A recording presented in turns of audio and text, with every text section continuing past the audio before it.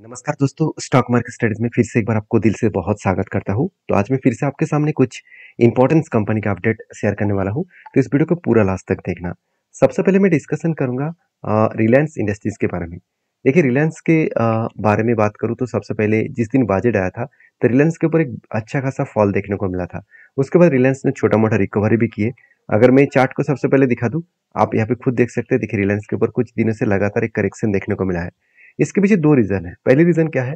देखिए, कंपनीज के ऊपर पहली तो बजट का एक इम्पैक्ट आया। दूसरी बात जो है, कंपनी के ऊपर एक पैटर्न स्केड हुआ था। काफी ध्यान है पैटर्न्स। और फाइनली जब ब्रेकआउट हुआ उसके बाद धीरे धीरे करके टारगेट को अचीव किया। और मैं आपको हमेशा बोलता हूँ कि इस तरीके से जब भी कोई पैटर्न्स बनते हैं तो बड़े बड़े इंस्टीट्यूशन भी इस तरीके से पैटर्न्स के ऊपर काम करते हैं। तो फाइनली जब पैटर्न्स टारगेट अचीव होगा तो वहां पे तो प्रॉफिट बुकिंग होगा। ये कितने बड़े बड़े प्लेयर जो एंट्री करके रखे हैं, तो टारगेट होने के बाद ही वो प्रॉफिट बुकिंग करेंगे। तो फाइनली यहाँ पे क्या हुआ? प्रॉफिट बुकिंग भी हुआ। और नीचे थोड़ा सा आने का यहाँ पे कोशिश कर रहा है। तो नीचे आएगा तो कहाँ तक आ सकते हैं? देखिए, इसका अगर स्ट्रांगली में सपोर्ट जोन देखूँ तो कुछ इस तरीके से सपोर्ट जोन देखने को मिला है। तो कुल मिलाकर जो सपोर्ट जोन देखने को मिला है 2880 रुपीज के आसपास। यहाँ से टच करने के बाद बाउंस पे करने का कोशिश कर सकते हैं। तो बाकी रिलायंस के ऊपर मेरा जो व्यू है वो ऑब्वियसली पॉजिटिव है, क्योंकि कंपनी क्वार्टरली रिजल्ट इस बार भी रिजल्ट पेश तो किया, मगर रिजल्ट में थोड़ा सा वीकनेस आया। कैसे? देखिए, कंपनी पिछली बार करीबन 2,07,000 करोड़ के आसपास सेल्स था। इस बार 2,31,000 करोड़ का सेल्स हुआ। आप देखकर खुश तो हो जाएंगे कि चलो सेल्स तो अच्छा हुआ, मगर दिक्कत वाला बात यही है कि कंपनी क्वार्टर्स को बीट नहीं कर पाया। मतलब एस्टिमेट के हिसाब से year of year basis and quarter quarter basis दोनों में देखा जाए तो ईयर ऑफ ईयर बेसिस को तो बीट किया, मगर क्वार्टर क्वार्टर बेसिस को बीट नहीं कर पाए। और यही कारण की वजह से शेयर में एक प्रेशराइज बनता हुआ देखने को मिले। और बेसिकली इस कंपनी के ऊपर सेल्स तो ठीक है, मगर प्रॉफिट ग्रोथ यहाँ पे साल भर में भी खराब हो गया और net profit year quarter quarter basis में भी खराब हो गया। मतलब दो जगह से एस्टिमेट क्वार्टर एंड ईयर में दोनों में ही यहाँ पे वीक हो चुके हैं। और यही एस्टिमेट के वीकनेस के कारण कंपनी के ऊपर एक प्रेशराइज बनता हुआ देखने को मिलेगा। तो बाकी इस कंपनी के ऊपर आपके जो ओपिनियन है जरूर मुझे कमेंट्स करके बता सकते हैं, क्योंकि कंपनीज के ऊपर जो इन्वेस्टर है उसके हिसाब से बात करूं तो कंपनीज के ऊपर सबसे इंपॉर्टेंट पॉइंट और एक मैं आपके साथ शेयर करूंगा, वो है कंपनी के ऊपर शेयर होल्डिंग पैटर्न्स। अगर देखा जाए तो म्यूचुअल फंड ने लास्ट कुछ फ्यू मंथ्स में अच्छा खासा बाइंग किया। जैसे 5.5% होल्डिंग था 2022 के जून में। अभी लास्ट 2 इयर्स में कंपनी के ऊपर जो होल्डिंग म्यूचुअल फंड ने बढ़ा दिया, 5.5% से 7.5% कर चुके हैं। और उसी जगह पे अगर डीएस के बारे में सॉरी एफएस के बारे में बात करूं तो 23% से घट के 21% हो चुके हैं। मतलब 2% का स्टेक बेचा गया है। उतना खास यहाँ पे सेलिंग नहीं है। अगर मैं म्यूचुअल फंड के बारे में बात करूं तो आप देख सकते हैं म्यूचुअल फंड ने लास्ट 5 मंथ्स में 5 to 6 मंथ में कंटिन्यूसली बाइंग करते गए। मतलब कंटिन्यूसली इसके ऊपर बाइंग करते गया। तो एक गुड पॉइंट है, एक गुड अपडेट है, जो कंपनी को आगे बूस्ट करने के लिए काफी है। बाकी रिलायंस के ऊपर आपके क्या ओपिनियन है जरूर मुझे कमेंट्स करके बताना, क्योंकि फिलहाल के लिए मेरा कोई ट्रेड नहीं है। जब कोई ट्रेड बनेगा तो मैं जरूर आपके साथ एज ए एजुकेशन पर्पस में शेयर करूंगा। देखिए, मेरे इस तरीके से टेक्निकली चार्ट पैटर्न दिखाने का एक ही मकसद है कि आप इस टेक्निकली चार्ट पैटर्न को सीखें, बैक टेस्टिंग करें। एटलीस्ट 10 साल पीछे जाकर बैक टेस्टिंग करके देखिए क्या सही में इस तरीके से पैटर्न्स बना था, क्या सही में इस तरीके से पैटर्न्स में कुछ पॉजिटिविटी देखने को मिला था। तो उस पैटर्न्स को फॉलोअप करना, उसके बाद आप काम करना। मेरे कहने पे कभी भी ट्रेड मत लेना, आप बुरी तरीके से फंस सकते हैं। तो नेक्स्ट जो कंपनी उसके बारे में बात करूँ उसका नाम है येस बैंक लिमिटेड। तो येस बैंक के ऊपर जो अपडेट है वो है रिजल्ट का। तो रिजल्ट सबसे पहले मैं दिखाने वाला हूँ कि रिजल्ट सही में सचमुच में सही हुआ। देखिए, इस बार भी कंपनी का सेल्स का आंकड़ा बहुत शानदार देखने को मिला। मतलब रेवेन्यूज बहुत शानदार हुए, चाहे वो ईयर ऑफ ईयर बेसिस हो, चाहे वो क्वार्टर बेसिस हो। एक्सपेंस और इंटरेस्ट सब कुछ मिटाने के बाद कंपनी के जो ऑपरेटिंग प्रॉफिट है, फाइनेंशियल जो प्रॉफिट है, वो 730 करोड़ लॉसेस में था, वो आज कम होकर 580 करोड़ बन चुके हैं। और यही कारण है जिस कारण की वजह से कंपनी का नेट प्रॉफिट पॉजिटिव हुआ। जैसे 347 से लेकर 516 बने। और आज तक की लास्ट 10 to 12 क्वार्टर्स में कंपनी के ऊपर हाईएस्ट प्रॉफिट देखने को मिला। तो एक गुड अपडेट है। दूसरी अपडेट ये भी है इस कंपनी के ऊपर, वो है नेट एनपीए। तो देखिए, नेट एनपीए एक टाइम 5-5.5% हुआ करता था। पिछले क्वार्टर्स में भी 1% था, और सॉरी पिछले साल में 1% था, और पिछले क्वार्टर में 0.60% था। अभी कितना बना? 0.50 के आसपास। मतलब इसका जो टोटल नेट प्रॉफिट है वो थोड़ा सा कम हो चुके हैं।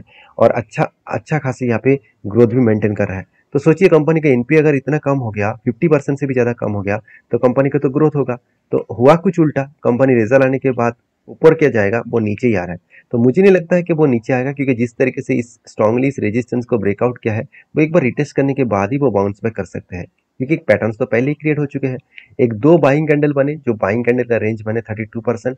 तो मुझे लगता है इस रेंज के बेसिस में काम करना है। इस रेंज के बेसिस में जब एंट्री हुआ तो मैं एंट्री लिया, और मेरा टारगेट इस हाई लेवल तक है, अराउंड 30.40 के आसपास। तो इस लेवल तक मैं टारगेट लेने के तैयार हूँ। तो बाकी आपके क्या ओपिनियन है, जरूर मुझे कमेंट्स करके बता सकते हैं। तो नेक्स्ट जो कंपनी है उसके बारे में चर्चा करूँ, उसका नाम है IRCTC, Indian railway catering and tourism limited. तो IRCTC के ऊपर सबसे पहले मैं बात करूँ कंपनी के क्वार्टरली रिजल्ट का। क्या सही में रिजल्ट आया? नहीं, रिजल्ट आने में थोड़ा सा टाइम लगेगा। तो उससे पहले कंपनी के ऊपर कुछ अपडेट्स मैं आपके साथ शेयर करूंगा। जैसे कंपनी के रेशियोज के बारे में बात करूँ तो देखिए, एक टाइम कंपनी का डेटोस डे था 51 डेज, और आज बढ़ के हो चुके हैं 117 डेज। मगर बीच में 2020 मतलब 2021 में कंपनी के ऊपर डेटोस डे बहुत ज़्यादा हो गया था। अभी डेटोस डे होता क्या है, देखिए, एक एग्जाम्पल के हिसाब से मैं आपको समझा रहा हूँ। मान के चलिए आपका एक बिजनेस है, और आपने 3 कस्टमर को प्रोडक्ट बेचा। तो तीनों कस्टमर ने एक कस्टमर ने आपको 30 डेज में पेमेंट किया, और दूसरे कस्टमर ने आपको 20 दिनों में पेमेंट किया, और तीसरे तीसरे कस्टमर ने आपको 40 दिनों में पेमेंट किया। तो कुल मिलाकर तीनों का अगर मैं सम करूँ तो कितना आएगा, अराउंड 90 आएगा। और इसको मैं 3 कस्टमर को माल बेचा, तो इसको एवरेज करने के लिए क्या होगा, 90 से लेकर मुझे 3 को डिवाइड करना होगा। तो एवरेज निकल कर आ रहा है कितना, 30। मतलब मेरा जो टोटल डेज पेबल है, मतलब कस्टमर को जो प्रोडक्ट बेचा, वो प्रोडक्ट से मुझे जो पैसा मिला, मतलब जो पेमेंट कस्टमर ने किया, वो एवरेज डे कितना था, 30 डेज। और इसी को कहा जाता है डेज पेबल। मतलब कस्टमर ने कितने दिन में आपको पैसा दिया, कितने दिन में आपका पेमेंट किया, वो दिन जितना कम रहेगा उतना ही खास है। मान के चलिए कस्टमर आपको, कोई कस्टमर 100 दिनों के बाद पेमेंट कर रहा है, कोई कस्टमर 200 दिनों के बाद पेमेंट कर रहा है, कोई कस्टमर 50 दिनों के बाद पेमेंट कर रहा है। इसका जो एवरेज आएगा वो बहुत ज्यादा होगा। तो कहने का मतलब है कि डेज पेबल एक बहुत इंपॉर्टेंस है किसी भी कंपनीज के लिए। तो कंपनीज का भी डेज पेबल थोड़ा थोड़ा करके कम हुआ, बीच में थोड़ा ज्यादा हो गया था। मगर पहले जितना था 51, 42, 43, उस लेवल से कई गुना ज्यादा यहाँ पे ज्यादा हो चुके हैं। तो मुझे लगता है as a inventory days and debtors day दोनों को ही कंट्रोल करना चाहिए। हाँ, कंपनी एक गलती भी कर रहा है, डेज पेबल खुद का जो पेमेंट जिसको करना है, उसको कंपनी करीबन 1500 दिन के बाद पेमेंट कर रहा है। एक टाइम तो वो 4500 दिन के बाद पेमेंट कर रहा था। तो इतने दिनों के बाद पेमेंट क्यों कर रहा था वो मुझे पता नहीं। मगर मुझे लग रहा है जो सिचुएशन बना है उस सिचुएशन के बेसिस में कंपनी में जो ग्रोथ है, वो थोड़ा सा यही कारण के वजह से थोड़ा सा या फिर करेक्शन हुआ है। तो क्या सही में करेक्शन हुआ है? चलो एक बार मैं आपको दिखा भी देता हूँ, आप खुद ही देख सकते हैं। आप देख सकते हैं कंपनीज के ऊपर लगातार एक जर्नी होने के बाद एक पैटर्न स्केड हुआ। वो पैटर्न कुछ इस तरीके से बने, पहले देखिए एक शोल्डर बने, और उसके बाद बिग हेड बने, उसके बाद एक शोल्डर बने, और फाइनली यहाँ पे ब्रेकआउट हुआ और रिटेस्ट किया। उसके बाद धीरे धीरे करके ऊपर जाने का कोशिश किया। अगर ऊपर जाए तो कहाँ तक जा सकते हैं, देखिए जो टोटल कप का रेंज है, इस रेंज को मैंने जो मार्किंग किया तो ऊपर साइड में मुझे टारगेट देखने को मिला। तो टोटल जो टारगेट रेंज है, इस टारगेट रेंज तक मिले तो अराउंड 39% के आसपास टारगेट मिलेगा। और पॉजिटिव बात यही है कि कंपनी का जो लाइफ टाइम हाई है, उसी लाइफ टाइम हाई के नजदीक ही इसका टारगेट मिलने का चांसेस है। तो मुझे लगता है बेस्ट तरीके से यहाँ पे एंट्री मिला है, बेस्ट तरीके से यहाँ पे टारगेट मिलने का चांसेस रहेगा। तो फिलहाल के लिए कुछ दिनों से यहाँ पे करेक्शन हो रहा है। उसके पीछे दो रीजन है। पहले जो बिग करेक्शन हुआ था वो इलेक्शन का रिजल्ट के दिन आया था। उसके बाद दूसरी जो करेक्शन हुआ वो बजट के दिन आया, क्योंकि बजट में रेलवे के ऊपर कोई बजट नहीं आया, कोई बजट पेश नहीं किया गया, जिसके चलते ही रेलवे कंपनीज के ऊपर एक बिग प्रेशराइज बनता हुआ देखने को मिला। तो क्या आईआरसीटीसी बेकार हो गया? बिल्कुल नहीं। आईआरसीटीसी एक मोनोपोली जैसे बिजनेस एंजॉय करता है, क्योंकि इसका इस सेक्टर में और कोई प्लेयर ही नहीं है। अगर रेलवे में कोई भी टिकट बुकिंग का अकेला राज लेकर चला है, वो है आईआरसीटीसी। तो आप कहेंगे सर, मुझे दूसरे प्लेटफॉर्म के माध्यम से भी तो टिकट बुक करने का मौका मिलता है, जैसे ईजीटी प्लानर हो गया, मतलब गो डेडी हो गया, सॉरी, बहुत सारे ऑनलाइन प्लेटफॉर्म है। उस प्लेटफॉर्म के माध्यम से टिकट आप जब खरीदारी करते हैं तो उसका डायरेक्टली कमीशन आरसीटीसी को मिल ही जाते हैं। तो मेरे कहने का मतलब है कि आरसीटीसी एक मोनोपोली बिजनेस करने वाला कंपनी है, तो इसके ऊपर आपको जरूर फोकस होना चाहिए। मान लेता हूँ कंपनी के ऊपर इन्वेस्टर धीरे धीरे करके खुद का होल्डिंग को बढ़ा रहा है, ऑब्वियसली 5.5% से अराउंड 7.5% के आसपास। और डीएस ने क्या किया, 5.5% से 13.5% के आसपास। तो माल किसने बेचा? प्रोमोटर ने तो माल नहीं बेचा, प्रोमोटर के पास पहले जितना था आज भी उतना है। तो माल एक्चुअली पब्लिक बेच रहा है। तो जो कंपनी के ऊपर पब्लिक सेल कर रहा है और इंस्टीट्यूशन मतलब बाई कर रहा है, तो सोचना उस कंपनी के ऊपर एक पॉजिटिव ग्रोथ आने का चांसेस बहुत ज़्यादा है।